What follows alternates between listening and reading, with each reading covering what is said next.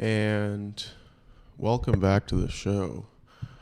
Like there's been no delay whatsoever. We're back from a slight absence, as you might be able to tell based on the difference in audio quality. It's going to be high quality from now on out, basically, is what I'm saying. So yeah, the reason I'm restarting the show basically is because I realized that the last show that I had a backlog of from CHMA had all been unfortunately deleted, and I've decided that it is about time to get back into what I really care most about in the world, and that's talking about nonsense consistently, weekly. So this will be a little bit more of a creative pet project, and we'll kind of see where it goes. But my goal for the project going forward is if we have 4 consistent listeners, that'll probably be good enough. You know what I mean? So here we are. And yeah, we're back in, what the heck is it, July 2027. I think the main thing for me that I want to start off with is the World Cup, because what a tournament. And you know, I learned one thing watching about 48 hours of soccer in the span of 2 weeks, is that I don't like soccer that much.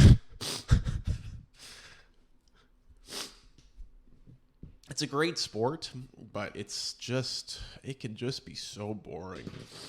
But nonetheless, I have a greater appreciation for it, and I think that there's something to be said about how the sport brings people together for sure. So that makes me pretty happy to see.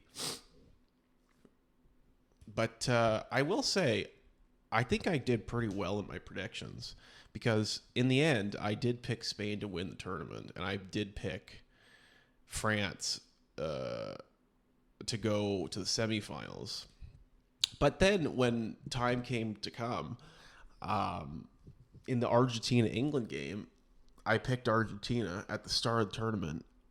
And then, like, the night before the match, I was like, oh, bloody coming home. And then all the Wonderwall and all that horse, it's just playing in my ears. And I went with it. I went with the perpetrators of the Falkland Islands War. These damn English people come in and steal this beautiful island from the Argentinians, who have a very noble communist regime at the moment, I will add. And they're just a proud country of all Italians and Spanish people. And, they of course, had partaken in genocide, but it's important to remember how proud they are of being Argentinian and how loud they sing their anthem.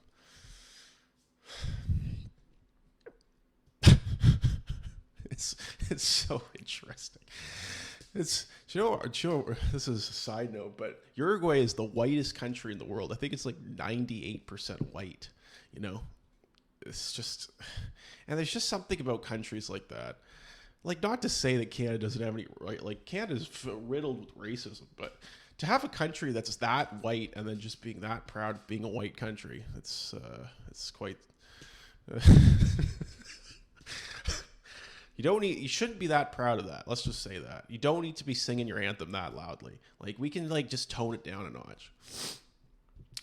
notch. Anyways, so yeah, they come in and this big British guy who's, I don't know, like, why the heck are they even fighting over a war in the middle of the South Atlantic? Like, who cares? Like, this little poor Argentinian country that just is wheeling and dealing, getting by its bootstraps. You're not going to let them just take the Falkland Islands? Like, they're not even going to do that much there. They're just going to harvest some seabird eggs and maybe set up a lighthouse or two. And you make this big deal about it, send the whole Queen's fleet down there to just bash the crap out of them. Doesn't seem fair. Anyways, I picked England at the end because all these these British people screaming like, "Oh, it's coming home, right? It's coming home." And it just got so in my head, and I was like, "Oh no." So at the end of the day, I did end up picking them, unfortunately. But I definitely shouldn't have, because the whole game I was rooting for Argentina. I don't know why I picked England. It was probably the worst pick of my entire life, because at no point in my life do I ever want to be a guy cheering for England. But you kind of have to. Kind of have to when the people around you are all rooting for England, but it's all right. And then in the Spain-France game, I obviously, as I said, picked Spain to win the tournament before the tournament started. And then, of course, the game comes around. It's the same damn thing. It's like, well, France's offense, we have Mbappe and Doué and Olise and Dembele. You see how all their names end with A? It's just the French. And I was like, oh, their offense is going to be too good. And then they were too good for the first 20 minutes, and then they absolutely blew it. Then they like let in a bad goal, and then they're just like, man, no. And they're just playing like absolute crap. Whereas the Spain had some type of hunger that could only be fulfilled by eating beautiful Spanish deli meat. And they just went to town on the French. Like, oof. And that's the thing about Spain is that's where I appreciate like more free-flowing sports like soccer. Because at the end of the day, like in North American sports, every sport is like so superstar driven, right? Like every time, like especially like basketball, football, it's like, oh, what's Mahomes gonna do this week? Blah, blah, blah, blah, blah. You know what I mean? It's like it's so focused on one guy, because it's all because of course, Michael Jordan, who changed the way we marketed sports athletes in North America by taking that Nike deal, which marketed more as a tennis player than as a basketball player, making him above the team, which is the way we see superstars in North America. But when you think about non-capitalist oriented sports, you do start to realize that it's a team game. And like that's the great thing about soccer, is because your best player could play like absolute trash in any given game and you could still win, right? In basketball, I don't know how true that is anymore. I think that's possible, but it's not as often. And like football, obviously way less. If your quarterback plays terribly, there's no chance you're going to win unless something incredible happens. So yeah, I don't know. It's cool to see that side of it, where there's still a much larger love for the game as a whole rather than marketing an individual. And I feel like even hockey has started to take that on more recently as well, where we just only talk about the stars. And the reality is that's, I think, why hockey is not as popular as some of the other North American sports, is because the stars are important, but the stars also only play at the most like 25 to 28 minutes a night of a 60-minute game, right? Like if you try and market it as a star-driven league, it's a bit more difficult because McDavid can only play so many shifts a night. So it's just, I think that's why it doesn't appeal to the North American audiences as much, because we're so much more focused on just like one guy. I'm rooting for one guy rather than rooting for the team. It's just such a weird thing to do if you think about team sports, because it's like it is a team that's going out and playing, but I'm only cheering for one guy. It's like, huh? But like if he was there by himself, he gets smoked because it was 5-on-1. They'd be absolutely dunking on his ass. But anyways, so I definitely have to say I've grown more appreciation for that, and it's reminiscent to me, less so than rugby, but of rugby, because in rugby there's a great, I don't know if it's a rugby saying or if it's just used a lot in rugby, but every man has a job and no job is below any man. And you know, everybody plays hard, everybody does what they need to do. And if you need to fill a role in which somebody is not doing, that's up to you to fill that role. And it's kind of like the age-old thing. It's like, should wingers ruck, as in hit the rucks and do what would be known as a forward's job, which is more dirty work. You're winning the ball when somebody goes to ground. And I think for a lot of like wingers and like really fast players who see their game as more elegant than others, they like to pretend like that's not something they have to do. But I would also say that if you watch the best wingers in the world, they are the most selfless players that you'll see. Yes, they get the ball and they'll beat 5 people, but they're also willing to do whatever they need to do. They're willing to hit a ruck. They're willing to tackle a guy that's twice their size if they have to do it. So I think in that regards, rugby is very much an ultimate team sport in which everybody has to play on an even playing field. And even if you're better than other players, there's 15 guys on a field. You're going to make some impact, but you're not going to make as big an impact as in other sports. So yeah, the World Cup was great for that. The team part of it, the country part of it. It was very, very cool. I really, really enjoyed that whole part of it. So, yeah. The other part of the show I didn't mention yet is I do want to do kind of a music part, but because it's going to be on like YouTube and Spotify, I'm going to get taken down immediately if I include music in it. So I think I might take some breaks, or just at the end of the show, I may just kind of like tell you a couple of the songs that I'd recommend listening to at the end of the week, because I think it's a really cool thing, and I think it's also kind of a snapshot into the time frame that the show's being recorded in and what music has kind of sounded like a banger at that time. So yeah, all of that kind of stuff. So yeah, that's about where we're at for the show. Yeah, so World Cup last game was not that good. It was kind of sad to see that was the way that it was played, and how Argentina just got so overpowered. But it definitely just left me asking, like, yeah, they clearly got put into there's no way they didn't have an easy road, because the way they got smoked, it wasn't even like any other game. Like, it just makes me think that if England was in that game, they would have gotten beat even worse. Like, I don't know. It's just, yeah, it was a very unfortunate final. And we were in PEI for the weekend, and we had to drive back to Halifax, and it was like we were staying until 7 p.m. to watch the end of this bad game, and then we're driving 3.5 hours home. It was like not a great evening. But at least my team that I picked at the tournament won, even though I picked them to lose in the semifinal. Anyways, so yeah. That's about the World Cup. It was a great time, though. It's great when you have these sporting events that come on TV and you just have this excuse to just not talk to anybody that you actually love, and that you just put this big screen in front of you and you just tune out the world, and you just straight veg.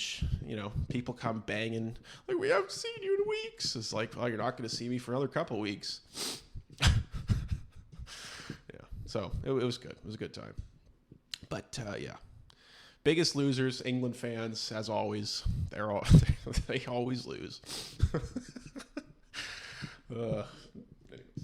Yeah. So my new apartment now, I'm living in the south end of Halifax now, and it's been nice because I can basically walk everywhere. The city's it's a nice little city. It's like 500,000 people, and it's the right size for myself. But on my porch, I've developed a real pigeon problem, because for whatever reason I don't know, they are attracted to my porch, and they always sit in the corner underneath my little like screen door, and they hide from me because they know I'm coming to get them, but they just sit there and wait and just camp out in the cold. So I've been trying to scare them away, but they're very interesting. So I was learning about the pigeons, and the pigeons, which I didn't know, they are originally they were rock dwellers. They lived on the side of cliffs, and they lived in these burrows, strapped underneath these big overhangs, and they literally had these nests on like these huge inclines, like 200 feet above the water. So they're very very, which explains why they are so at home in the city and why they can find places to nest where no other bird can, because they're so comfortable just like building a nest on like a literal like 6-inch overhang, which is really really interesting. Which is kind of grown my respect for them, but they're also the dirty, disgusting bird that poops everywhere. So it's a mutual respect and hatred of them, because they also just know that it's upsetting to me that they're there, but yet they continue to do it. And it's bothering me that they're not more respectful of my opinions. So, nonetheless, it's interesting to think, though, that, pigeons just, like, you look at, like, a distribution map of pigeons, it's like one of those animals that you're like, we're never worried about them actually going out into, like, proper, like the woods or out into like true wilderness areas because there's no big walls there. Like maybe if we had giant cliffs here hanging over the water, then they could go evacuate. But I just think that's funny because it's like, it's funny when you have these invasive species that are only invasive because they're so reliant on people being there. It's like, similar, I guess, to rats and stuff, where if they were to go out into like the forest, there's not exactly much they could do because they've literally adapted to eating scraps and garbage. And when they go out into the forest, there's not all that much scraps and garbage to eat. There's only bugs, and bugs aren't as tasty as some guy's old burger. So it's just very interesting. But I was thinking, because the pigeons are here all winter and it gets rather cold in the winter, like, I don't know what they eat. I don't know how they survive the winter. It's like, because there are like days in January, it's like -10, -15, blowing snow, blowing whatever. And it's like they're just standing out there just like undisturbed. Like, what are you guys eating at this time of year? Like, how are you surviving? Like, you're just standing around in the cold for hours on end doing nothing. It's very interesting. So I'd love to interview a pigeon one day. If they're listening, I'd love to have you on the show, because I want to know why you're so disrespectful, but also very respectable at the same time.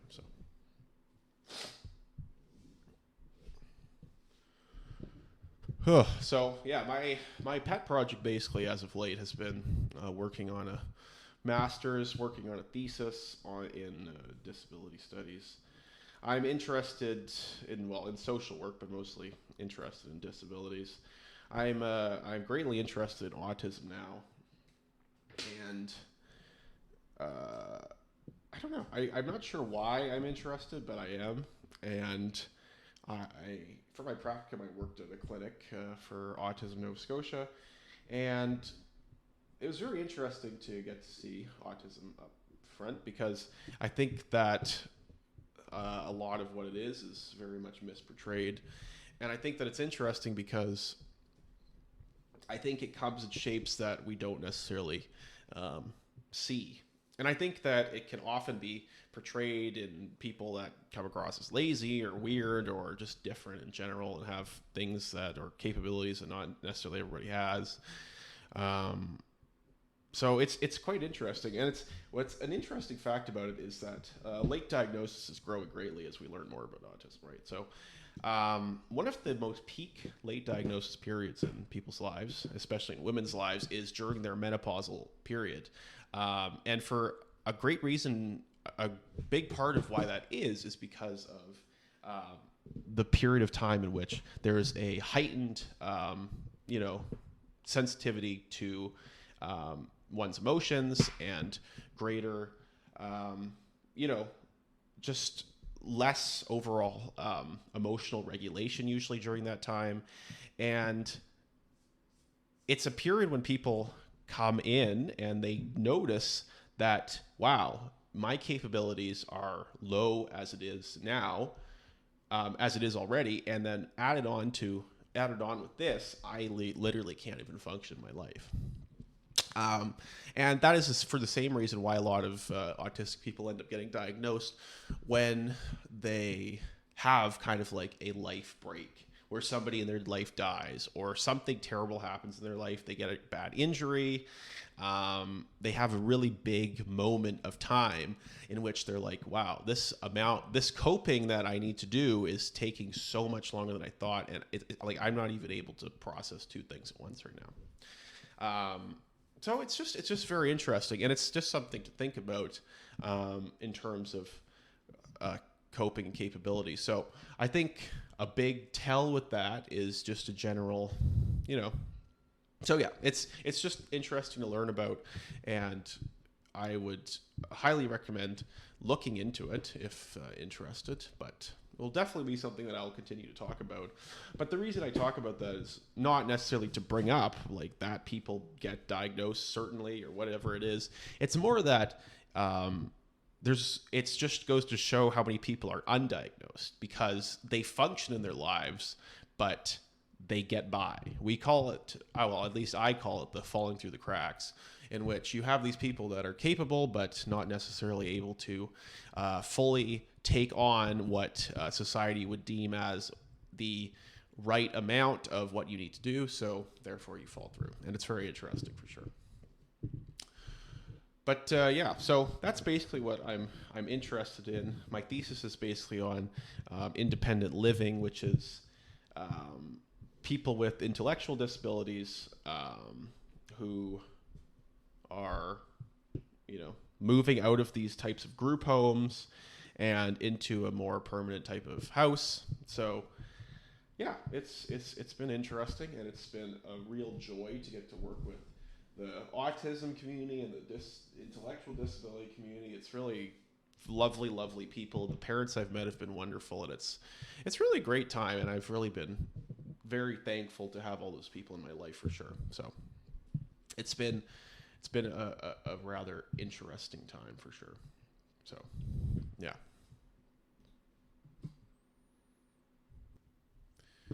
So the other thing I did this week was I went to a soccer game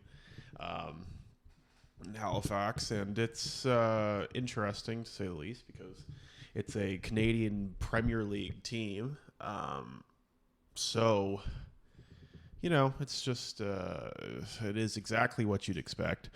But I think what I like about the league is that it's mostly for people that are under 21. So you get to see the young talent grow, all that talent that we have in Canada. But it's interesting, right? Because we clearly have a lot of good athletes in the country. But it really turns out that a barrier to becoming good at soccer is not being able to go outside for 5 months of the year. It just somehow stunts people's development in an outdoor field game. Ugh. It's an excuse nonetheless, but it's consistent with, I think, most of our sports, is that the only people that really take off are the people that can afford to play inside all winter long. So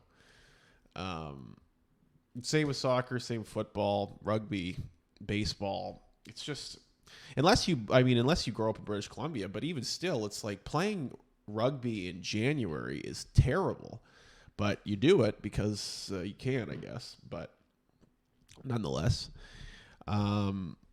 so I don't know. My petition, I guess, is to put up these big tents outdoors so that people can play street ball all year round, so that the ground stays unsnowed.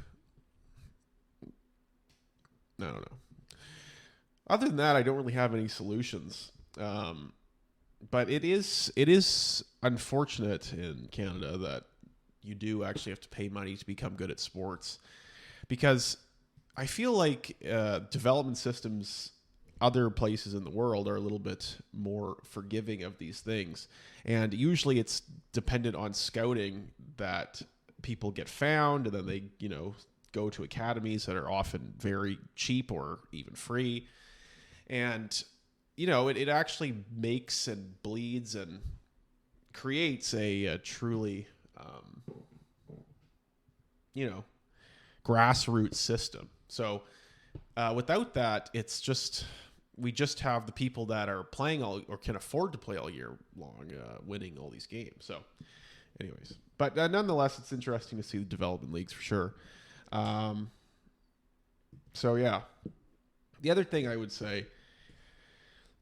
The other thing I did was I went to a Shakespeare play, and I kind of forgot that Shakespeare spoke this different language, but nonetheless, it's very interesting to go and see because the acting's good, and it's we went to go see Julius Caesar, and I enjoy these big moral whatever it is. These ballades of fighting and morality and, an epic of sorts. And it's interesting, but it's really, really not as interesting when you only understand 50% of what people are saying. But nonetheless, I was thinking that it's interesting how Shakespeare perceived the Romans when he wrote that play, right? Because a lot of what happens in the play is he's talking about there's all these spirits telling me blah blah blah blah. It's the first part is them conspiracying and talking about how it's only Caesar that ruins everything, and then the whole second half is dreams and spirits and evil, feeling like you're morally terrible for what you've done. And it's all based on spirits. None of it has to do with people's own morality, which is very interesting. It's people feel guilty, but they feel guilty because of all the other stuff going on. And it's just funny to me because it's interesting how Shakespeare conceived the Romans in that time as being these people that were fearful of spirits, where in fact they were more what's the word for many gods? They had many gods that they were more fearful of, as there were gods of wrath and jealousy and all these things. So I think it's interesting in that sense that he would he'd talk about the spirits rather than the gods. But I guess interesting to think about that we both are basically coming to interest in Roman history 500 years apart. People have just been losing their minds over Rome for hundreds of years, and it's funny to think about. But I do think it's funny that in this kind of epic that's resonated with so many people, it's the person everybody that kills Caesar, all the conspirators, all the senators, they all basically, except for one or two guys, all basically kill themselves, spoiler alert, or have somebody kill them because of the whatever you want to call it, the spirits coming to them or the guilt they feel or whatever it is. And I was just thinking the whole play, it's you just killed Caesar. Why the hell do you want to kill yourself? You just did what you set out to do for the first half of the play. You did it, and now you have full power of the Roman Empire. Why are you now committing suicide? You said it was going to be better. I don't know. It just seemed like some poor foresight by the conspirators, when he dies, let's have a plan. Let's not just all kill ourselves. Let's get out there and go and figure out what we're going to do with this Roman Empire. You know what I mean? Anyways, I just wish that the senators had a little bit more overview of the future when that was going to happen, because how did you not predict you're going to feel guilty about killing a guy? Anyways, but I'm not a senator, so I don't want to judge them because I'm not in their shoes. But I do think, anyways, that's about all I have to say on that. But it's just it's fun. It's definitely for the hardcore though, people that like all that kind of stuff. But I don't know. I kind of appreciate it. I appreciate it to some extent, but I just I don't know. There's something about acting that it's tough for me to sit there and take somebody seriously while they're pretending to bawl their eyes out or pretending to brutally murder somebody. It's because it's just one scene where it's 5 people are all stabbing Caesar at the same time, and it's everyone's and Caesar's just lying there dying, like pretending like blood's coming out. Everybody's like, I don't know. It's like they're all like huffing and puffing, and like I'm really the only person laughing.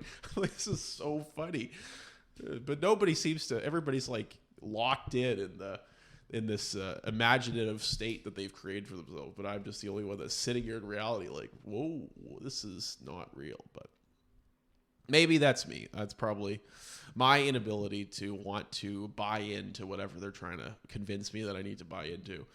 But yeah, I just think it's funny when people, or they're screaming and crying, no, Caesar, and it's like they're literally crying. I don't know. There's once you realize, it's just like, I think for me, it's like in a movie where there's really good acting. And, you know, it's like it's been cut and edited in a certain way to really, really kind of sell you on the idea. It's easier to find disbelief. But I feel like if I watch a movie where the acting's not so good, or I watch a play where it's like it's not completely holding my grip, and you just like remember that these people are faking everything, it's just hilarious. It's absolutely hilarious. It's like we're all sitting here paying money to watch a lady fake cry that Caesar died. But that's the theater nerd. The theater nerds are not going to enjoy that type of breakdown of what theater is. But I do see the art in it. But it's funny as well, for to say the least. But it's good. It's good to go to the theater. Go to the theater, as Shakespeare would say. But I don't know. One day I'll write a play, and it's going to be a Roman epic in which everybody kills Caesar, but then instead of feeling morally guilty, they just have like a barbecue and chill.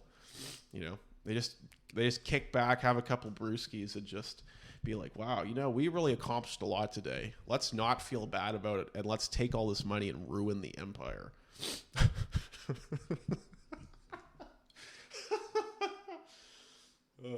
That's spin-off you need. It's just, what would happen if the conspirators didn't feel guilty? They went out and bought a yacht and chilled on the ocean. It's like, back yachts didn't exist in 50 BC. Fine. I don't know. This is just, listen, I can't, I have no ground to stand on to bash theater people, because I was once a theater person. I was, in grade 3, I was part of a acting group for several years. I think I just insinuated that grade 3 lasted several years. It very well could have, but for me it did not. I was very fortunate and thankful that I was able to make it through grade 3, because I was definitely behind, as was the story. But I was definitely into acting, and we would write these like improv skits, and I did a couple shows where my whole family came. And, you know, I now look back at those plays thinking about my uncle and my dad and my grandfather and my whole family just sitting in the stands while we did this improv skit where I literally pretended to shoot a machine gun at like 5 other people, and they all pretended to die. I'm just thinking about how hypocritical what I'm saying is of what I'm talking about with, with watching other people pretend to die, because I very much put my whole family through that as well. So, but yeah, I don't know why that changed, why it went away. But it's yeah, acting is, there's something interesting about acting. I don't think I have what it is, but you know, I think for me it's interesting because I'm not somebody that's necessarily super capable of putting myself into an imaginative state that somebody else has created, unless it is incredibly, it either clicks with whatever I like think, or I am just like become super invested.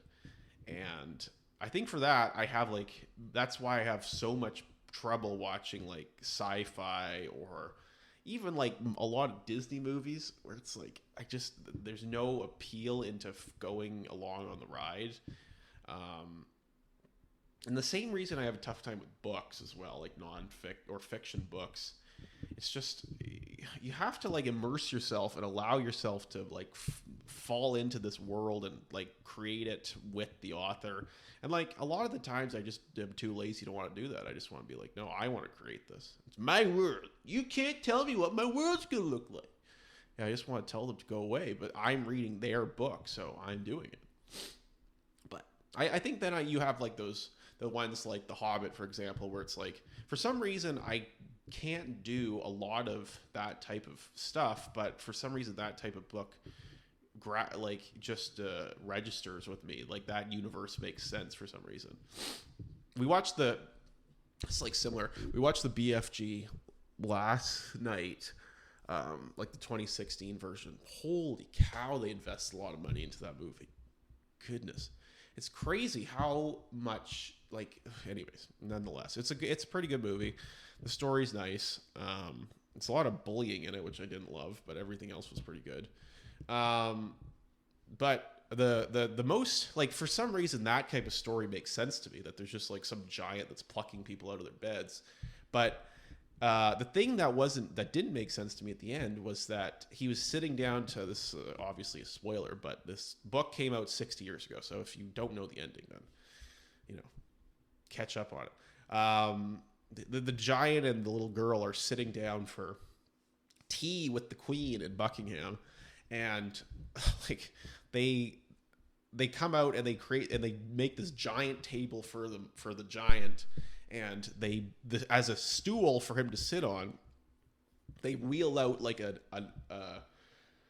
piano with like a little bench on top of it, and then somehow the piano doesn't collapse, and I was like, I just couldn't get over. It was like so unrealistic. And it was actually throwing off the whole movie for me. I was like, it's like, I was telling you, I was like, the guy clearly weighs like 4,000 pounds, and he's sitting on you're telling me that a piano can sustain a 3,000 to 4,000 pound giant sitting on it without collapsing?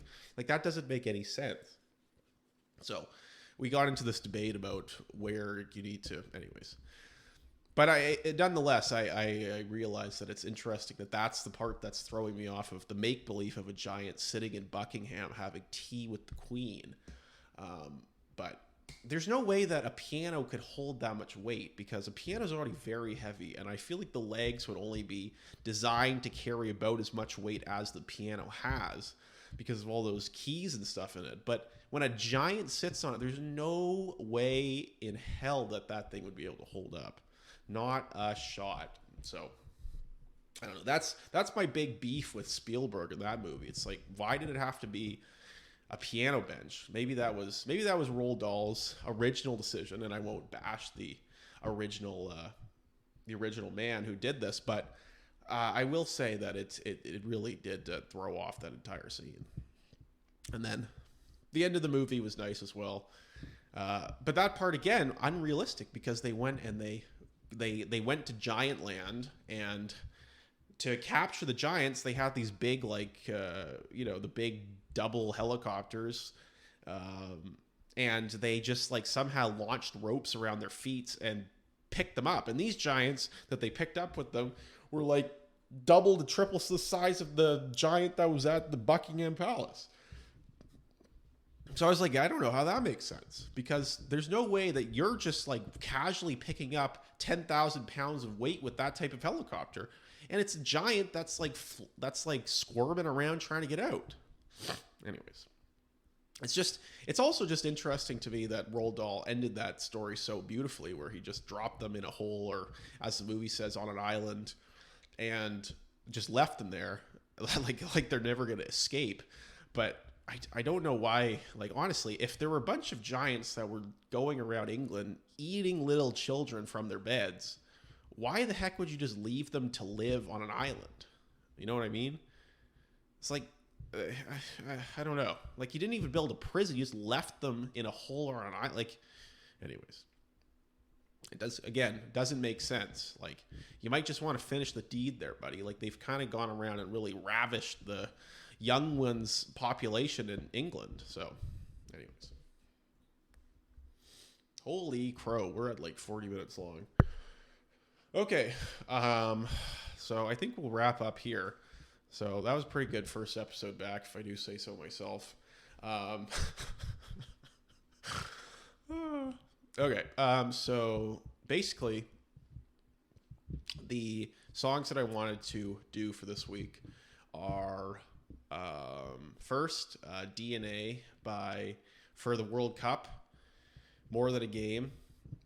Banger song, banger for the World Cup, banger every time it came on before the games. I literally conditioned myself to when DNA and Bye,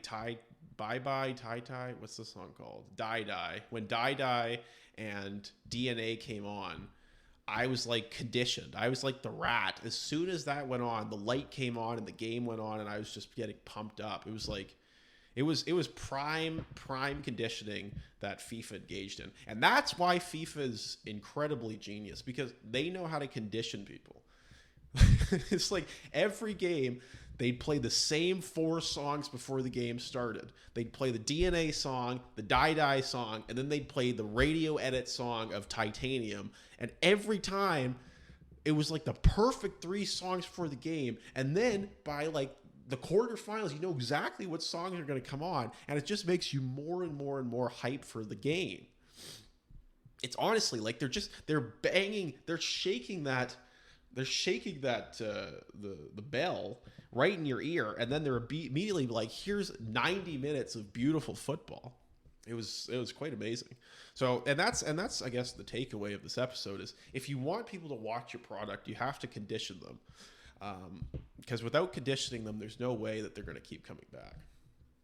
Anyways, the other one is Self-Aware by Temper City, which is kind of like a TikTok banger right now. I don't know if I necessarily love, but it's definitely in the brain. Love Is So Sweet by Billy Joe Shaver, and Is Happening Just a Word by Vinny Paz. A little bit more emo in my feelings type of song, but nonetheless, very good song. So those are the songs for the week. This has been the podcast for July 27, 2026, and hopefully we will come back again. Yeah, thanks for listening. Have a good one.